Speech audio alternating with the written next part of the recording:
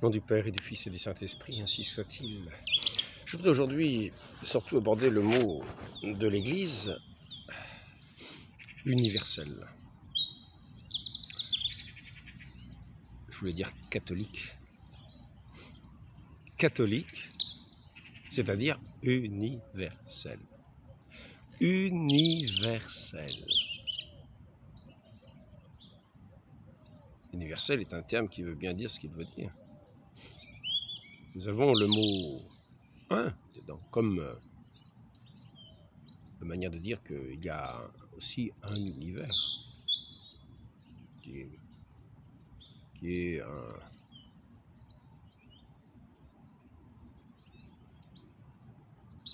qui n'est pas... Il y a un univers universel.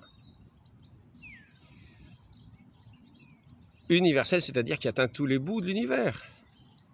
Quelque chose qui est universel, qui atteint tous les bouts, toutes les extrémités de l'univers. Tout le monde créé, tout le monde connu, et même le monde inconnu. Tout ce que nous connaissons, tout ce que nous ne connaissons pas, c'est universel. Il n'y a rien qui échappe au mot universel.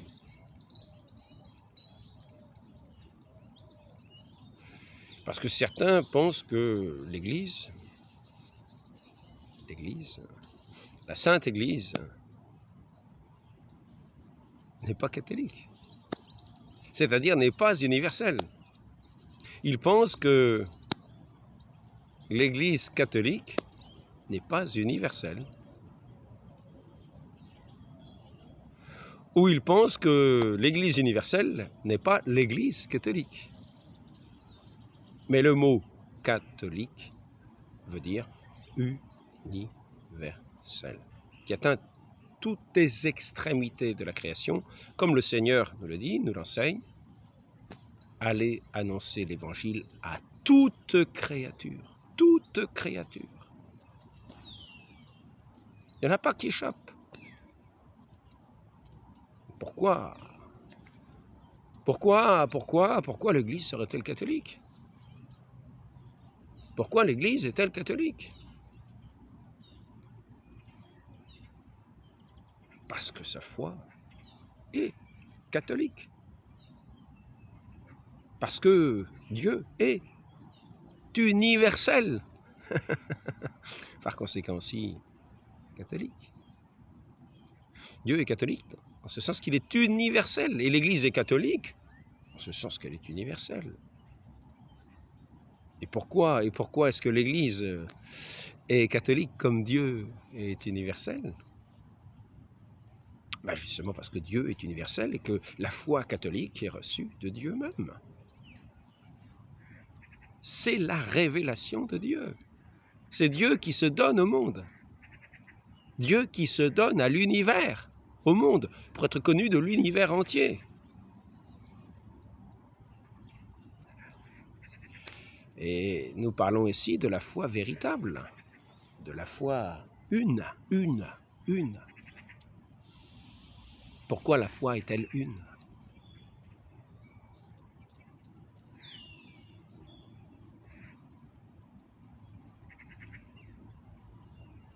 Parce que la foi est véritable, parce que la foi est vraie. Et donc elle est une.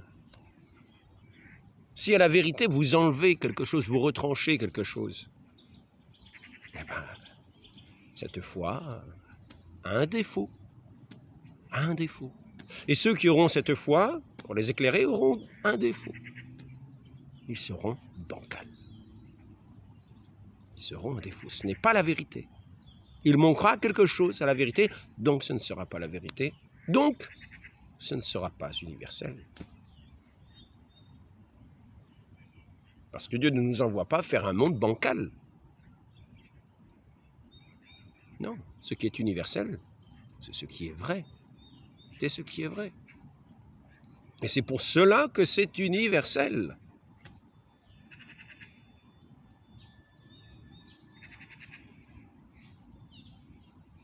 Un peu comme l'eau pour les plantes. Mais c'est une image qui a peut-être des exceptions. Alors que la vérité de notre Seigneur Jésus-Christ, par qui toute chose est faite, par sa parole, lui qui est la vérité, par qui toute chose est faite, par qui toute la création est faite, et qui vient se révéler là où le manquement était apparu de par le péché, qui s'était détourné de la vérité pour entendre la voix du mensonge. Le péché était devenu, lui aussi, universel, dans ce sens qu'il avait tout abîmé. Il avait abîmé toute la création, il manquait quelque chose à la création. Et qu'est-ce qu'il manquait à la création? La vérité. La vérité, c'est-à-dire la lumière. Parce que la vérité, c'est la lumière. Quand on est dans la vérité, on a la lumière. Quand on a la vérité moins quelque chose, on n'a plus la lumière. Il y a un défaut. On croit que c'est la vérité, mais il y a un défaut. Il y a quelque part un grain de sable. Et ce n'est plus universel. Cette vérité-là est bancale, ce n'est pas la vérité. Ce n'est pas la vérité. Et donc on ne peut pas aller la faire proclamer à toute créature. Aller proclamer la vérité moins quelque chose à toute... Non, non, la vérité, on l'annonce parce qu'elle est pleine. La foi de l'Église, c'est cette foi révélée de Dieu lui-même, qui a sa plénitude. De Christ est la plénitude de toute grâce. Et sa parole est pleine et entière. Il est la vérité entière. Il se révèle au monde, il se donne au monde sur la croix, il s'expose au monde sur la croix, il se donne au monde dans son enseignement. Et cette vérité est pleine et entière. Bien sûr, il s'agit de la recevoir. Et lorsque nous la recevons parce que nous aimons notre Seigneur, que nous gardons sa parole, à ce moment-là, il vient faire sa demeure en nous avec son Esprit Saint. Son Esprit Saint qui va rendre pleines ces paroles qui, sans lui, seraient des paroles creuses et vides et mortes, des lettres mortes. C'est par cet Esprit Saint de Dieu qui vient habiter en nous que cette parole de vérité prend toute sa plénitude. Et elle est universelle, comme l'Esprit Saint est universel. L'Esprit qui vient habiter le cœur, il est fait pour habiter le cœur de tous les hommes. Cet Esprit Saint est à l'œuvre dans toute la création également.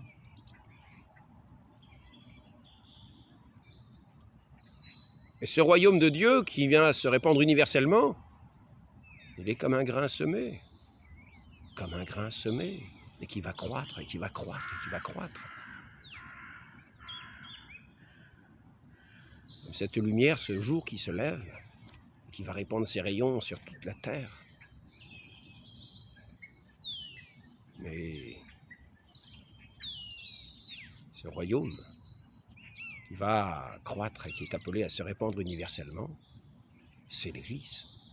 C'est l'Église qui a cette parole de vérité à laquelle on ne peut rien retrancher sans lui faire perdre son caractère universel, sans lui faire perdre son caractère de vérité. Et à ce moment-là, ce n'est plus la vérité, et ce n'est par conséquent plus universel. Ça participe à ce moment-là à ce péché universel qui démolit tout. Dans ce sens-là, c'est encore l'œuvre de démolition, de séduction de Satan. Mais non plus cette Église sainte et catholique, cette Église, ce royaume de Dieu, qui fructifie, qui croît dans la parole du Christ.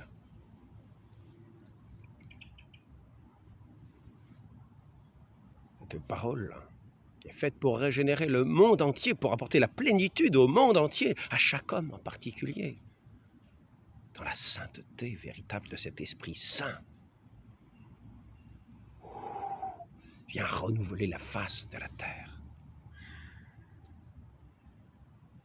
Donc à cette foi du Christ, cette foi qui est universelle, cette foi catholique, sur laquelle est fondée l'Église du Christ, et en ce sens, l'Église catholique, parce que l'Église du Christ fondée ici-bas est celle qui vit de ce principe universel de cette foi du Christ, où il est lui-même le rocher, où la vérité est lui-même le rocher, notre Seigneur Jésus-Christ. C'est sur lui qu'est bâtie l'Église, sur lui seul, lui qui est la vérité. C'est sur lui qu'est fondée cette Église unique de laquelle on ne peut retrancher rien du tout. On ne peut pas retrancher la moindre parole à cet enseignement de notre Seigneur. On ne peut pas retrancher ni même le moindre iota.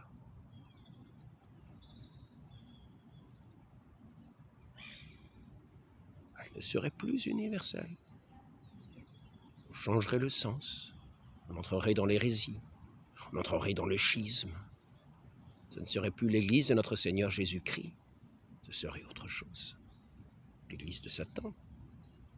De ceux qui n'écoutent pas le Christ et qui sont opposés au Christ, qui le rejettent, qui rejettent son Église, qu'il a fondée lui-même sur cette parole de vérité. Elle est une, cette Église, parce que il est la vérité. Il est Dieu. Et cette Église est animée de cet unique Esprit Saint, vivant de cette unique parole de Dieu, dans sa plénitude universelle, pour se répandre au monde entier. C'est pour ça que ceux qui sont de cette Église sont appelés à répandre cette nouvelle, cet évangile, cette révélation au monde entier. Au monde entier. Et ceux qui ne le font pas sont en manque de le faire. Ils ne sont pas vraiment catholiques, puisqu'ils n'obéissent pas à cette loi catholique de l'universalité. L'Église, par définition, est universelle. Elle est catholique, même si, dans les Écritures, on ne voit pas qu'il est marqué le mot catholique. Et si on le dit en chinois, est-ce qu'on dira catholique? Si on le dit en hébreu, est-ce qu'on dira catholique? Si on le dit en telle langue, est-ce qu'on dira catholique? Catholique est un mot, déjà, tel qu'on l'écrit, français. Il sera écrit d'une autre manière, peut-être en allemand. Peut-être il y aura un petit peu la même résonance, mais en grec.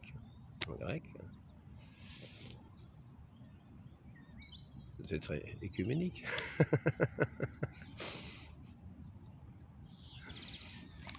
Donc, il est assez simple de comprendre pourquoi cette Église qui est fondée sur cette foi universelle est appelée, sur cette foi catholique, est appelée l'Église catholique. La chose est simple à comprendre. Il ne peut pas en être autrement. Donc il ne s'agit ni de retrancher quelque chose à cette révélation, ni d'y ajouter quelque chose à la vérité. Celui qui retranche quelque chose à la vérité, la vérité sera en défaut. Mais celui qui ajoute quelque chose à la vérité, de la même manière, ce ne sera plus la vérité, ce sera faux. Ce ne sera peut-être pas un défaut, mais ce sera faux. Ce sera une tromperie. Ce ne sera pas la vérité. Ce ne sera pas universel. L'Église elle-même, qui se reçoit de Dieu, qui se reçoit du Christ, qui est fondée sur le Christ, ne peut rien ajouter ni retrancher à la foi, à la révélation. Ne peut rien ajouter, elle ne peut que transmettre, que communiquer. Elle est universelle, dans l'espace. Dans l'espace, elle est appelée à se répondre dans le monde entier et dans le temps. Dans le temps. Dans le temps. Une dans l'espace et dans le temps du début à la fin du monde. Notre Seigneur dit que sera là jusqu'à la fin du monde.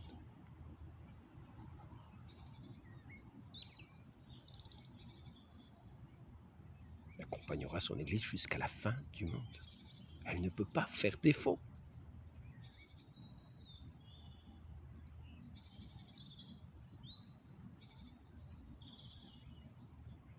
Sauf à rejeter entièrement ce message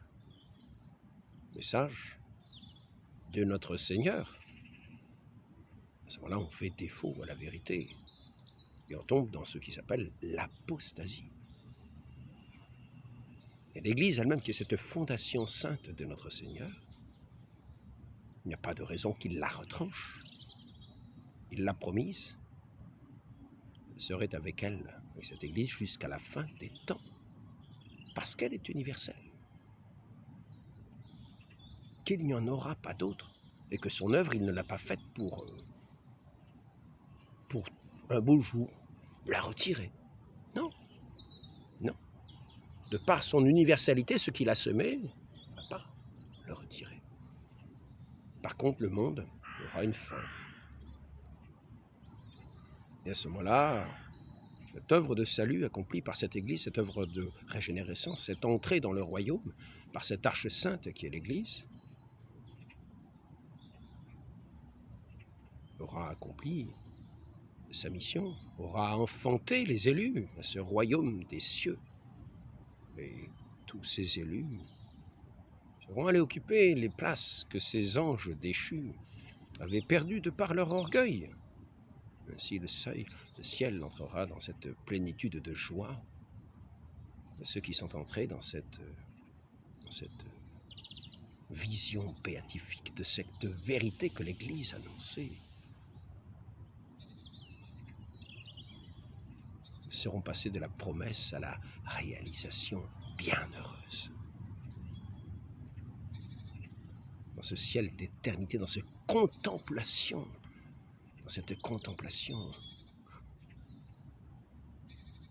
éternelle. Parce que là, on ne dira plus universel, mais éternel.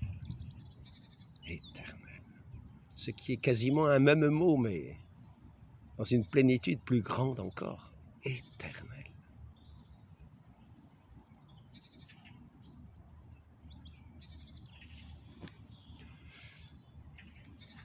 Donc, cette Église est une, si elle est universelle. Et elle est universelle. Elle est catholique. Cette Église est une. Parce que si elle était divisée, elle ne serait plus universelle. Il n'y a que cette parole de vérité de notre Seigneur Jésus-Christ sur laquelle elle est fondée. Il n'y a pas deux racines. Comme dit saint Paul, un seul Seigneur, une seule foi, un seul baptême, un seul Dieu et Père.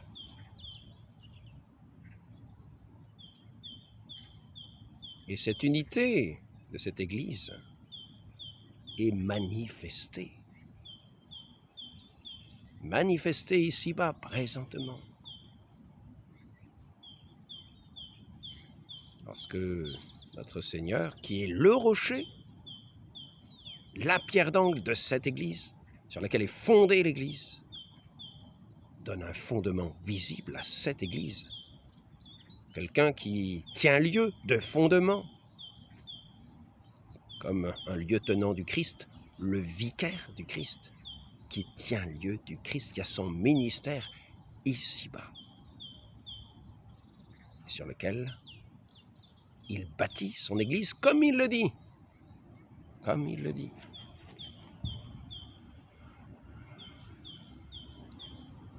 Donc l'Église est une,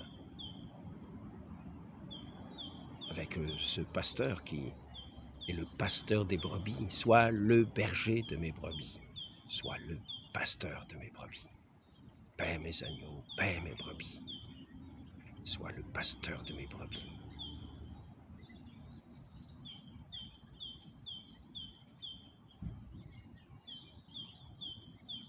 De la même façon que cette Église est universelle, ce chef est celui qui ici-bas est tenu pour un autre lui-même, celui qu'il a posé comme pierre de fondement de cette Église visible, de cette unique Église visible.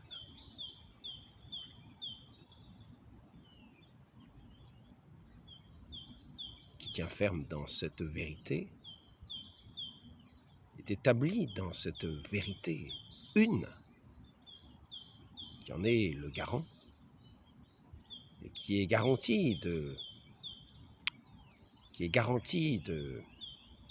par l'infaillibilité, du côté faillible qui ferait que cette Église, que cette profession de foi qui cette foi ne serait plus universelle. Où il manquerait quelque chose, on retrancherait quelque chose, on ajouterait quelque chose. Ça ne serait plus l'Église catholique. Donc il est le garant. Il est institué par notre Seigneur. Il y a la garantie, qui lui garantit l'infaillibilité. J'ai prié pour que ta foi ne défaille pas. Affermis, mes frères. Ta foi ne défaille pas, cette foi catholique, cette foi universelle. Affermis, mes frères, dans cette foi. Elle est sainte. Parce que Dieu est la sainteté même. Et que cette Église, dans cette vérité, participe à la sainteté. Cette vérité, c'est la sainteté aussi. De cet Esprit Saint qui vient accomplir, qui vient rendre pleine cette vérité, qui vient sanctifier toute chose. Cette Église est sainte. Cette foi est sainte. Elle est apostolique. Parce que c'est à ce collège des apôtres qu'il a été dit d'aller par le monde entier. Ainsi, cette foi est celle qui a été transmise aux apôtres. Donc je voulais surtout insister sur ce caractère de l'unité, caractère universel, c'est simple à comprendre. C'est très simple à comprendre.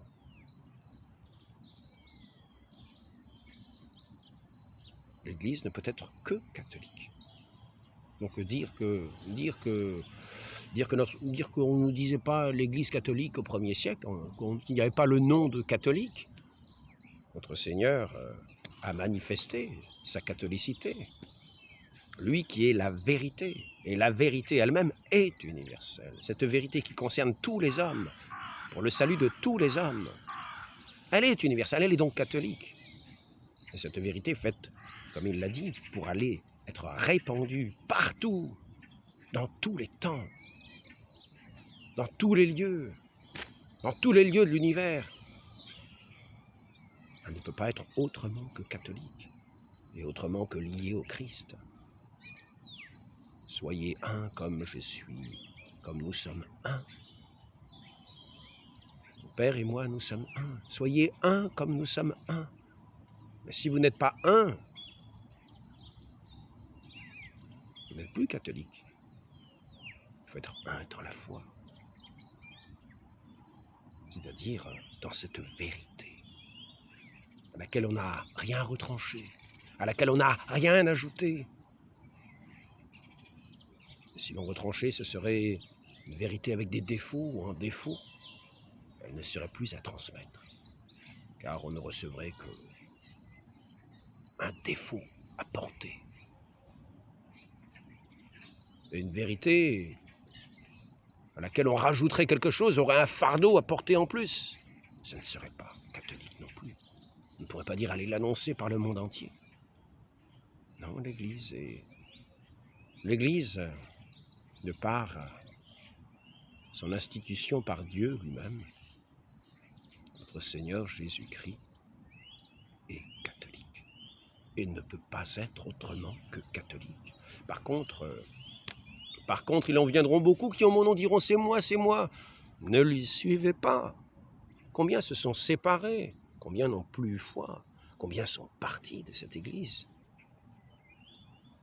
Et on fait croire qu'ils étaient l'Église véritable, mais ils se sont séparés.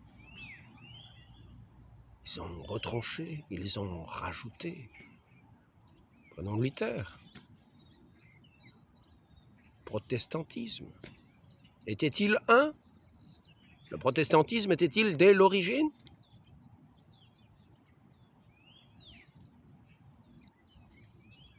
L'Église est une, universelle, dans l'espace et dans le temps. Elle était dès sa fondation, avec notre Seigneur Jésus-Christ, et jusqu'à la fin du monde. Et il n'y en a pas d'autre. Elle est une.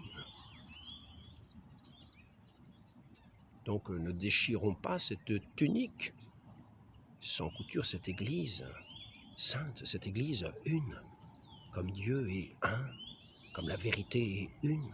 Ne la déchirons pas, tenons-nous bien unis dans cet amour dans cet amour de la vérité, dans cet amour de Dieu, dans cet amour les uns des autres. L'amour nous unit, nous rassemble dans l'espace et dans le temps et dans l'éternité. Demandons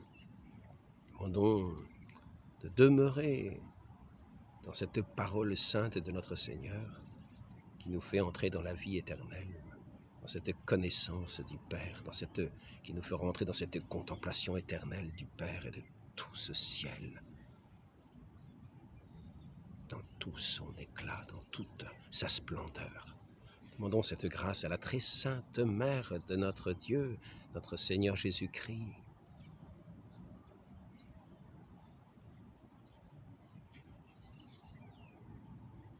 Elle qui a mis au monde cet enfant Dieu, qui est venu instaurer ici-bas ce royaume de Dieu, comme une arche sainte, pour nous conduire dans l'éternité, unie et bienheureuse. Ainsi soit-il. Au nom du Père et du Fils et du Saint-Esprit, ainsi soit-il.